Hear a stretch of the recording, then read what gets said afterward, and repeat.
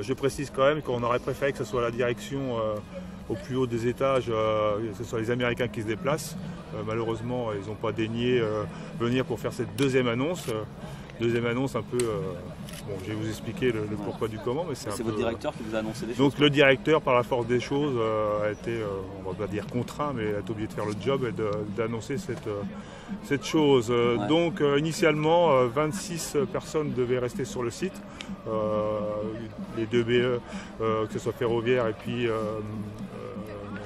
l'offshore, merci, ouais. Et le laboratoire, il ne faut pas oublier.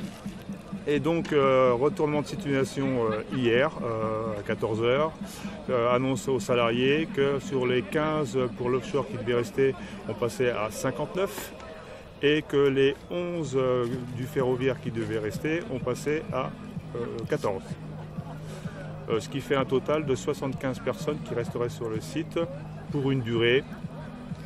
Ça, c'est un gros point d'interrogation. On ne le sait pas actuellement, on a posé la question, on ne sait pas trop nous répondre.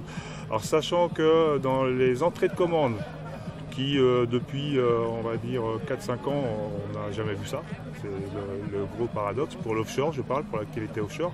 Alors, il faut se rappeler quand même que si on en arrivait à ça aujourd'hui, c'est que parce que la business unit qui gère l'offshore, c'est-à-dire MOG, Marine Oil and Gas, a décidé qu'on n'était pas assez rentable au niveau de l'offshore, et notamment la puissance, parce que c'était trop cyclique.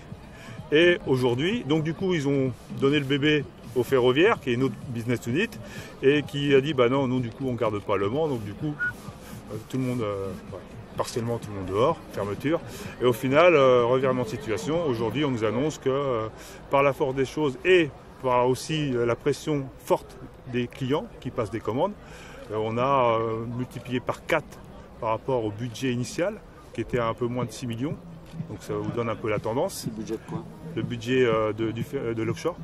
Le budget initial. C'est le budget annuel, c'est ça? Budget annuel, ouais. Budget annuel qui était de 5,4 millions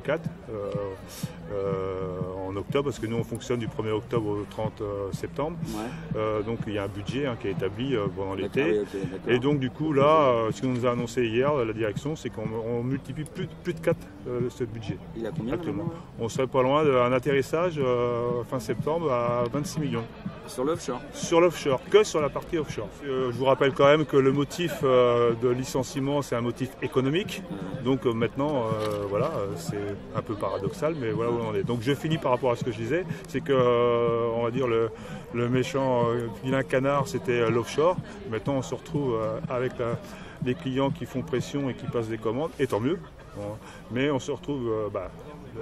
la direction ou la haute direction de TI se retrouve un peu dans la panade parce qu'ils n'ont pas anticipé de savoir où ils allaient parachuter la puissance, pour être clair. Le standard, pour l'instant, donc malheureusement le standard et puis le ferroviaire partent toujours, c'est-à-dire ça concernerait maintenant 87 personnes.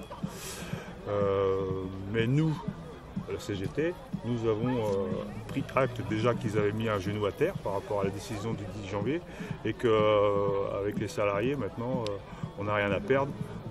Nous on veut garder le site dans son intégralité avec les deux activités. Ce que j'ai dit hier soir, c'est que cette entreprise doit rester avec tous ses salariés parce qu'elle fait la preuve de son utilité et d'un carnet de commandes qui est complet. Qu'est-ce qu'ils disaient les patrons vendredi dans le bureau du préfet?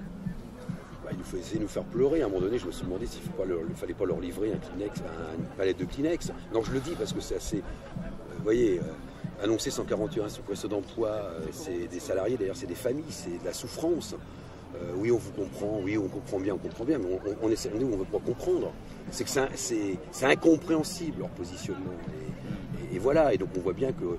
Oui, peut-être la mobilisation, les interpellations des uns des autres font qu'il y a un premier recul, mais ce premier recul doit aller jusqu'au maintien complet de cette entreprise sur le site d'Alonne.